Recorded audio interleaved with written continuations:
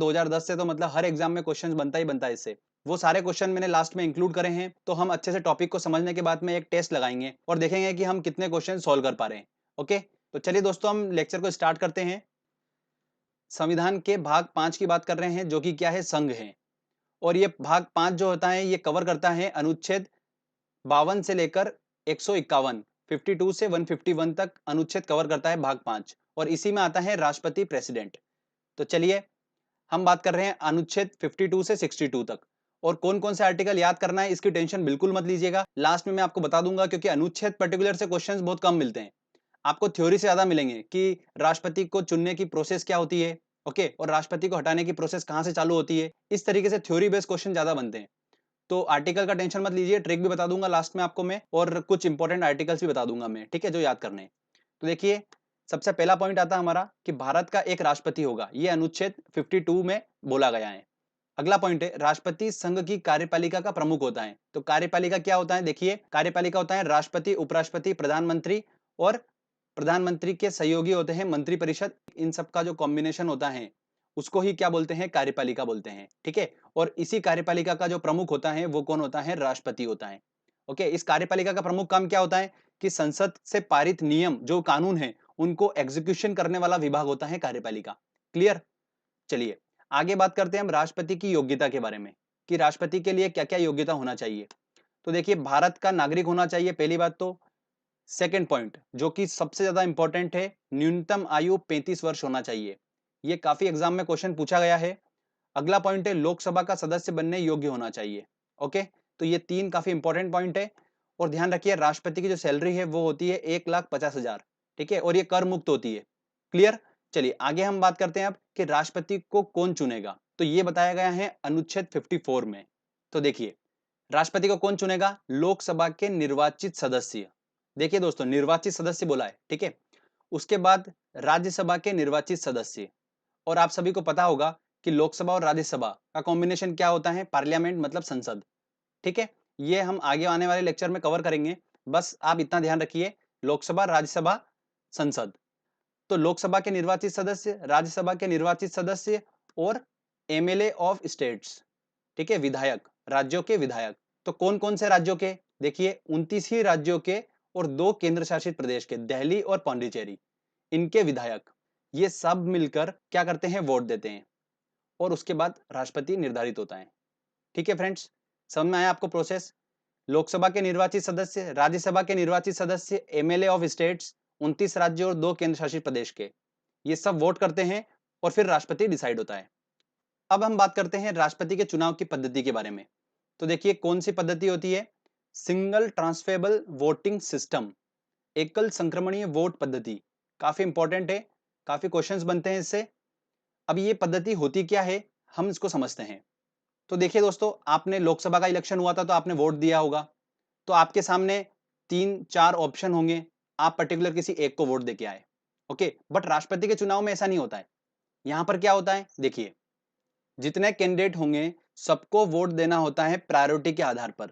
देखिए एक एग्जांपल मैंने लिया है, जैसे कि आपको दिख रहा है यहाँ पर, मान लेते हैं कि 3 उम्मीदवार खड़े हैं राष्ट्रपति के लिए, ठीक है, मीरा कुमारी, रामनाथ कोविंद और प्रणब मुखर्जी।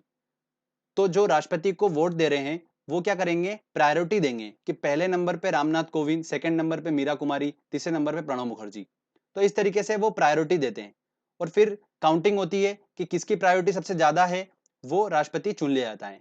ओके, तो ये वाली मेथड होती है सिंगल ट्रांसफरेबल वोटिंग सिस्टम, एकल संक्रमणीय वोट पद्धति। अब बात करते हैं हम राष्ट्रपति के शपथ की। तो राष्ट्रपति को शपथ कौन दिलाता है, देखिए भारत के सर्वोच्च न्यायालय सुप्रीम कोर्ट का मुख्य न्यायाधीश जो होगा वो राष्ट्रपति को शपथ दिलवाता है। काफी इंपॉर्टेंट है, ध्यान रखिएगा ये वाला पॉइंट। दोस्तों अब हम बात करते हैं कि राष्ट्रपति को हटाने की प्रोसेस क्या होती है। तो राष्ट्रपति को महाभियोग के द्वारा हटाया जा सकता है, ये संविधान में बोला गया है आर्टिकल 61 में, अनुच्छेद 61 में। अब देखिए क्या होता है, महाभियोग की प्रक्रिया कहां से होती है, तो ये होती है संसद से। तो ये भी एग्जाम में क्वेश्चन बनता है। संसद क्या है, लोकसभा और राज्यसभा, आपको पता है मैंने बताया। तो अब जो महाभियोग की प्रक्रिया है ना इंपीचमेंट की, ये लोकसभा से भी चालू हो सकती है और राज्यसभा से भी, जरूरी नहीं है कि लोकसभा से ही होगी। अब इसकी प्रोसेस क्या होती है, देखिए मान लेते हैं कि चलो लोकसभा से चालू हो रही है। तो देखिए सबसे पहले क्या होगा, स्टेप 1 ये होगी कि लोकसभा के 1/4 लोग लिखित में नोटिस देंगे राष्ट्रपति को, उसके बाद क्या होता है देखिए, 14 दिन बाद में फिर लोकसभा में वोटिंग होती है, और अगर उस वोटिंग में 2/3 बहुमत मिल गया उस प्रस्ताव को, तो प्रस्ताव फिर आगे बढ़ेगा और कहाँ जाएगा, राज्यसभा के पास जाएगा। फिर राज्यसभा में वोटिंग होती है, अगर 2/3 बहुमत अगर वहां पर भी मिल गए तो राष्ट्रपति को फिर हटा दिया जाता है।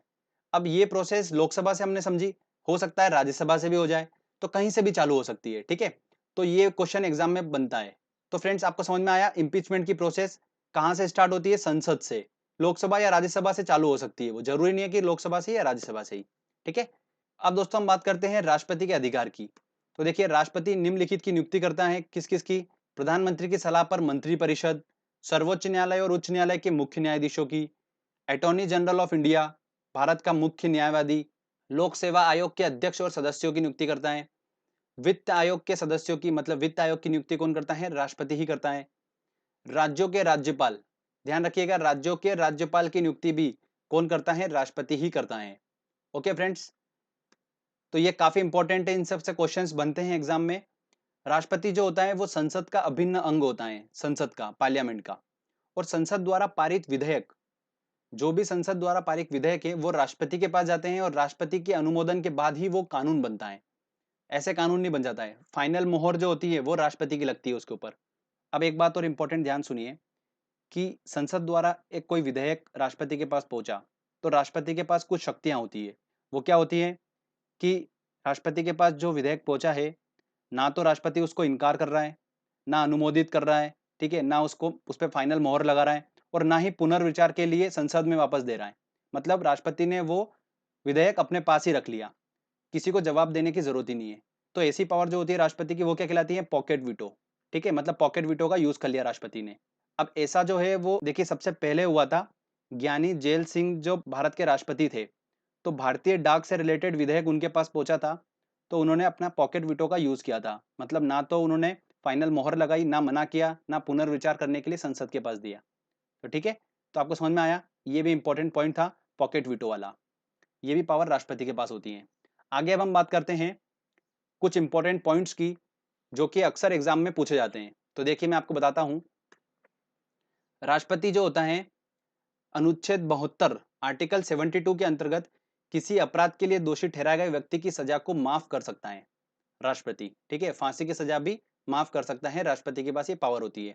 तो आर्टिकल 72 के तहत देश की तीनों सेनाओं का प्रमुख कौन होता है, राष्ट्रपति होता है, ठीक है। ये भी काफी इंपॉर्टेंट पॉइंट है। राष्ट्रपति अपना त्याग पत्र किसको देगा, उपराष्ट्रपति को देगा। ये वाला क्वेश्चन 10 से 15 बार एग्जाम में पूछ लिया है। आप क्वेश्चन आंसर टेस्ट लगाएंगे तो आपको दिखेगा, देखिए दोस्तों, कि कहां कहां पर ये क्वेश्चन पूछा है। तो राष्ट्रपति अपना त्याग पत्र किसको देगा, उपराष्ट्रपति को देगा। और राष्ट्रपति के त्याग पत्र के बाद 6 महीने तक उसका पद उपराष्ट्रपति संभाल सकता है, ठीक है। कितने महीने तक, 6 महीने तक संभाल सकता है। संसद के सदस्य को चुनने की शक्ति भी राष्ट्रपति के पास होती है। लोकसभा के 2 सदस्य चुन सकता है, आंग्ला समुदाय के 2 सदस्य चुन सकता है राष्ट्रपति। राज्यसभा के 12 सदस्यों को चुन सकता है राष्ट्रपति, कला, साहित्य, पत्रकारिता, विज्ञान और सामाजिक कार्यों के क्षेत्र से रिलेटेड 12 सदस्यों को चुन सकता है राष्ट्रपति। तो टोटल मिला के संसद में 14 सदस्यों को चुन सकता है राष्ट्रपति। कितने सदस्यों को, 14 सदस्यों को। तो ये एग्जाम में क्वेश्चंस पूछे जाते हैं। अगली हम बात करते हैं दोस्तों, एक इंपॉर्टेंट नोट है, संसद के दोनों सदनों का संयुक्त सत्र राष्ट्रपति बुला सकता है। और एक एग्जाम में क्वेश्चन अभी पूछा जा रहा है बार बार, कि लोकसभा के अध्यक्ष की नियुक्ति कौन करता है, तो राष्ट्रपति नहीं करता है। ना तो लोकसभा के अध्यक्ष की नियुक्ति, ना राज्यसभा के अध्यक्ष की नियुक्ति, इन दोनों के अध्यक्ष की नियुक्ति राष्ट्रपति नहीं करता है। अब दोस्तों हम बात करते हैं राष्ट्रपति की आपातकाल इमरजेंसी शक्तियों के बारे में। इससे रिलेटेड मैंने एक ट्रिक बना रखी है, डिस्क्रिप्शन में आपको लिंक मिल जाएगी। 3 पंच 2 वाली ट्रिक है, वो आसानी से आप वो आर्टिकल याद कर लेंगे। देखिए, अब संविधान में 3 प्रकार के आपातकाल का प्रावधान है। कौन कौन से, राष्ट्रीय आपातकाल, किसी राज्य में राष्ट्रपति शासन, और तीसरा आता है वित्तीय आपातकाल। ये 3 प्रकार के आपातकाल का प्रावधान है। कौन कौन से हैं देखिए, आर्टिकल 352, आर्टिकल 356 और आर्टिकल 360। तो दोस्तों जो ट्रिक मैंने डिस्क्रिप्शन में लिंक दे रखी है, उसकी हेल्प से आप 352 तक पहुंच जाएंगे। उसके बाद देखिए, संविधान में चूंकि 3 आपातकाल है, तो आपको 3-3 आर्टिकल छोड़ने हैं, ठीक है। 352 से 3 आर्टिकल छोड़ेंगे तो 356 तक पहुंच जाएंगे, फिर 3 छोड़ेंगे तो 360 तक पहुंच जाएंगे। ओके, तो आपको ये 3 याद करने हैं। अब कैसे याद रखेंगे, देखिए सीक्वेंस, तीनों मैंने आपको बताया आपातकाल, एक राष्ट्रीय, एक राज्य से रिलेटेड और एक धन से रिलेटेड। तो सबसे पहले हम किसकी बात करेंगे? राष्ट्र की बात करेंगे। तो सबसे पहले नंबर पे राष्ट्रीय आपातकाल आएगा। सेकेंड चीज, उसके बाद हम राष्ट्र के बाद में राज्य की बात करेंगे, तो फिर राज्य आएगा, राज्य में राष्ट्रपति शासन। तीसरी हम बात करेंगे लास्ट में धन की, तो वित्तीय आपातकाल सबसे लास्ट में। तो सीक्वेंस आपको समझ में आ गया होगा। तो ये इस तरीके से आप काफी अच्छे से याद रख सकते हैं इसको, ठीक है। पर शर्त है कि 352 तक पहुंचना पड़ेगा। उसके लिए जरूरी है दोस्तों आपकी वो ट्रिक देख ले, उससे आप आसानी से यहां तक पहुंच जाएंगे। ओके, अब देखिए, वित्तीय आपातकाल भारत में आज तक कभी नहीं लगा है। तो ये भी एग्जाम में क्वेश्चन बन रहा है कि वित्तीय आपातकाल भारत में कितनी बार लगाए हैं, तो लगा ही नहीं है अभी तक। तो ध्यान रखिए, राज्य में राष्ट्रपति शासन तो लग चुका है काफी बार। राष्ट्रीय आपातकाल की बात करते हैं, तो ध्यान से सुनिए, सिर्फ और सिर्फ 3 बार राष्ट्रीय आपातकाल लगाएं। कितनी बार? 3 बार। और राष्ट्रीय आपातकाल जो होता है वो राष्ट्रपति किन कंडीशन में लगाता है? देखिए, 3 कंडीशन, युद्ध, बाह्य आक्रमण और सशस्त्र विद्रोह। ठीक है, ये सशस्त्र विद्रोह जो है ये संविधान के 44वें संविधान संशोधन में जोड़ा गया। मैं आपको अभी क्लियर कर दूंगा। तो इन तीनों कंडीशन में राष्ट्रपति राष्ट्रीय आपातकाल की घोषणा करता है। तो चलिए मैं आपको बताता हूं कि वो 3 राष्ट्रीय आपातकाल कब कब लगे। देखिए, 1962 में भारत चीन युद्ध हुआ था, तब लगा था। 1971 में भारत पाक युद्ध हुआ था, तब लगा था। और 1975 में आंतरिक अशांति के आधार पर आपातकाल लगा था। तो फ्रेंड्स, इस आंतरिक अशांति को संविधान के 44वें संविधान संशोधन के तहत चेंज कर दिया और सशस्त्र विद्रोह को जोड़ दिया गया। मतलब युद्ध या फिर सशस्त्र विद्रोह की कंडीशन में राष्ट्रीय आपातकाल की घोषणा कर सकता है राष्ट्रपति। क्लियर? तो ये तीनों पॉइंट है। 1975 वाला क्वेश्चन एग्जाम में पूछा गया है कि आंतरिक अशांति के आधार पर राष्ट्रीय आपातकाल कब लगा था, तो वो 1975 में लगा था। ठीक है, अब हम कुछ फैक्ट्स की बात करते हैं। देखिए, एकमात्र व्यक्ति जो 2 बार राष्ट्रपति रहे हैं वो कौन है? राजेंद्र प्रसाद। और ये बात ध्यान रखिएगा कि राजेंद्र प्रसाद जो थे वो कहां से थे? बिहार से थे। ये भी एसएससी में क्वेश्चंस बन रहे हैं। पहली महिला राष्ट्रपति कौन है? प्रतिभा पाटिल है। निर्विरोध जीतने वाले राष्ट्रपति कौन है? नीलम संजीव रेड्डी थे। ठीक है, जो निर्विरोध जीत गए थे राष्ट्रपति चुनाव। कितने राष्ट्रपति की मृत्यु उनके कार्यकाल के दौरान हुई थी? तो 2 थे, जाकिर हुसैन और फखरुद्दीन अली अहमद। ये दोनों राष्ट्रपति ऐसे थे जिनकी मृत्यु कार्यकाल के दौरान हो गई थी। तो ये कुछ इंपॉर्टेंट पॉइंट्स हैं। तो फ्रेंड्स, यहां पर हमारा जो थ्योरी वाला सेक्शन है पूरा राष्ट्रपति से रिलेटेड, वो हमने कंप्लीट करा है। ओके, अब मैं आपको स्टार्टिंग बता देता हूं। आपको ध्यान रखना है आर्टिकल 52, जिसमें बताया गया है कि भारत का एक राष्ट्रपति होगा। उसके बाद आपको याद करना है आर्टिकल 54, जिसमें मैंने आपको बताया राष्ट्रपति को कौन चुनेगा, मतलब निर्वाचन। ठीक है, तीसरा आपको याद करना है महाभियोग, मतलब आर्टिकल 61। ये तीनों आर्टिकल आपको याद रखना है। इसके बाद आपको ये जरूरी नहीं है कि राष्ट्रपति की योग्यताओं के बारे में किस आर्टिकल में बोला गया है, 58 में या 57 में, तक कंफ्यूज बार बार होंगे, आप इतना याद भी नहीं रख पाएंगे। तो बेटर है कि जो 3 इंपॉर्टेंट है आप वो याद रखें, 52, 54 और 61। महाभियोग मतलब इम्पीचमेंट से रिलेटेड एक और पॉइंट सुन लीजिए कि ये यूएसए के कॉन्स्टिट्यूशन से लिया गया है। किसके कॉन्स्टिट्यूशन से? यूएसए से। चलिए हम क्वेश्चन आंसर टेस्ट लगाते हैं और देखते हैं कि हम कितने क्वेश्चन सोल्व कर पा रहे हैं और हमारा स्कोर क्या है। देखिए, पहला क्वेश्चन है हमारा, राष्ट्रपति द्वारा संसद के दोनों सदनों के लिए कुल कितने सदस्यों को नामित किया जा सकता है? तो कुल 14 सदस्यों को नामित किया जा सकता है। 2 तो लोकसभा में और 12 राज्यसभा में। ठीक है, भारत का राष्ट्रपति किसका एक अभिन्न अंग है? तो संसद का एक अभिन्न अंग है। ये आंसर होगा। राज्यसभा के लिए राष्ट्रपति द्वारा कितने सदस्य नामित किए जा सकते हैं? देखिए, राज्यसभा के लिए कितने करे जा सकते हैं? 12। तो बी आंसर होगा। ठीक है, चलिए नेक्स्ट क्वेश्चन लेते हैं। वित्त आयोग की नियुक्ति कौन करता है? तो वित्त आयोग की नियुक्ति कौन करता है? राष्ट्रपति करता है। संघ लोक सेवा आयोग के अध्यक्ष की नियुक्ति किसके द्वारा की जाती है? तो किसके द्वारा की जाती है दोस्तों? राष्ट्रपति के द्वारा की जाती है। निम्न में से वो राष्ट्रपति कौन थे जो 2 बार राष्ट्रपति पद पर रहे हैं? तो कौन रहे 2 बार? राजेंद्र प्रसाद। तो डी आंसर होगा। चलिए नेक्स्ट क्वेश्चन लेते हैं। अगला क्वेश्चन है, देश की सशस्त्र सेनाओं का सर्वोच्च कमांडर इन चीफ कौन है? तो कौन है? राष्ट्रपति हैं। तो डी आंसर। अगला क्वेश्चन देखिए, एकल संक्रमणीय वोट पद्धति में हर मतदाता व्यक्त कर सकता है केवल 2 विकल्प, केवल 1 विकल्प, उतने विकल्प जितने चुनाव में प्रत्याशी हैं? तो ऑब्वियस सी बात है, डी आंसर होगा। निम्नलिखित में से वो कौन था जिसे भारत के राष्ट्रपति के रूप में निर्विरोध चुना गया? तो वो कौन थे? संजीव रेड्डी थे। सी आंसर होगा। चलिए नेक्स्ट क्वेश्चन लेते हैं। अगला क्वेश्चन देखिए, राष्ट्रपति संविधान के किस अनुच्छेद के अंतर्गत राष्ट्रीय आपातकाल स्थिति घोषित कर सकता है। देखिए राष्ट्रीय की बात हुई है, ठीक है।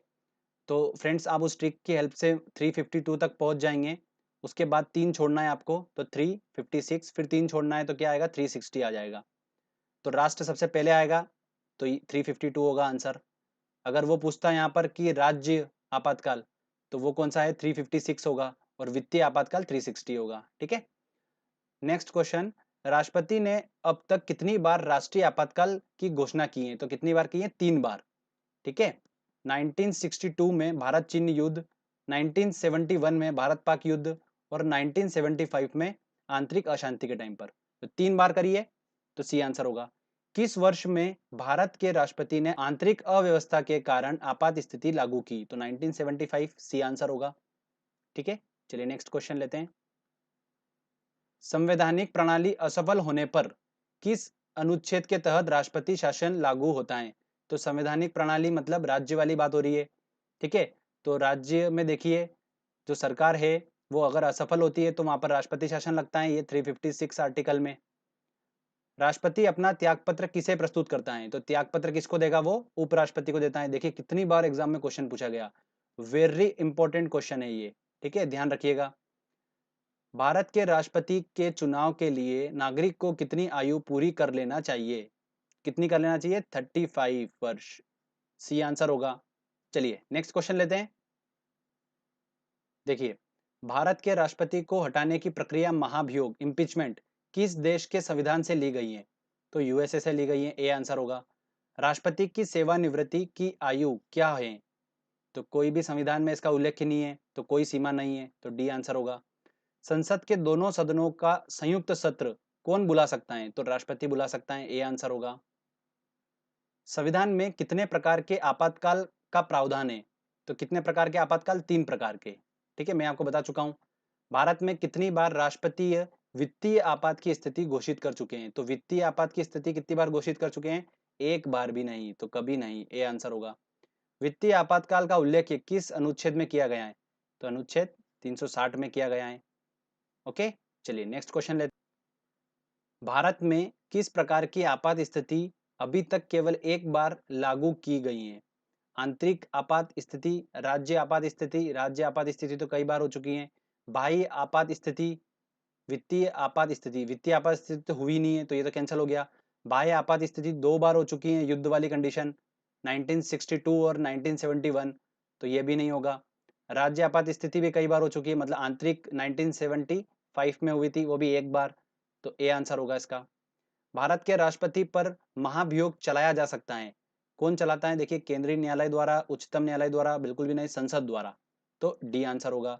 स्वतंत्र भारत के पहले राष्ट्रपति थे, कहां से थे, बिहार से थे। मैंने आपको बताया था राजेंद्र प्रसाद जो थे वो कहां से थे, बिहार से थे, ओके। पहले राष्ट्रपति थे राजेंद्र प्रसाद। तो फ्रेंड्स यहाँ पर हमारा ये टॉपिक कंप्लीट होता है। हमने अच्छे से पहले टॉपिक को समझा, फिर हमने क्वेश्चन आंसर टेस्ट भी लगाया। आई होप आपने भी अच्छे से क्वेश्चन सॉल्व कर लिए होंगे। तो फ्रेंड्स वीडियो अच्छा लगा है तो जल्दी से वीडियो को लाइक करिए, दोस्तों के साथ शेयर करिए, और कमेंट करके बताइए आपको वीडियो कैसा लगा। दोस्तों अगर आपने अभी तक चैनल को सब्सक्राइब नहीं करा है तो सब्सक्राइब जरूर कर लीजिए, क्योंकि इस तरीके के जब भी वीडियो मैं अपलोड करूंगा आपको उसका बेनिफिट मिलता रहेगा।